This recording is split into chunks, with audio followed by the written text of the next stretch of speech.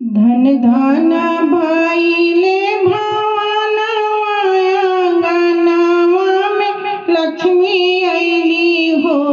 हे रामा जननी के गोदिया हर सैली आंगनवा में लक्ष्मी अइली हो।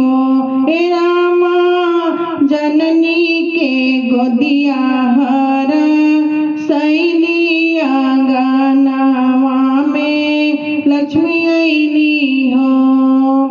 ससुरे से आइल नदिया आंगनवा में मुस्किल आंगनवा में मुस्किल हो। हे रामा सौरी पोताई सी करियले में कही गोहा रावेली हो। हे रामा सौरी पोताई सी करियले में कही गोहा रावेली हो।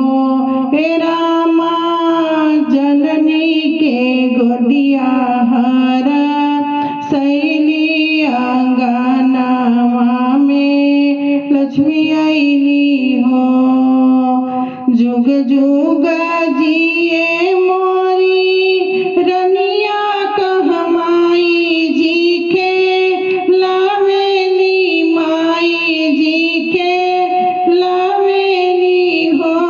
हे रामायण धन खजाना मालू टावेली घरवा पोता वावेली हो। हे रामा अनधन खजाना वालू टावेली घरवा पुत वावेली हो। हे रामा जननी के गोदिया हर सैली आंगनवा में लक्ष्मी अइली हो। टोलवा के सब सखी आवेली रानी के खेलावेली बिटिया के खेलावेली हो। हे रामा खुशियाइल गौआना गरिया त झूमी झूमी गावेली हो। हे रामा खुशियाइल गौआना गरिया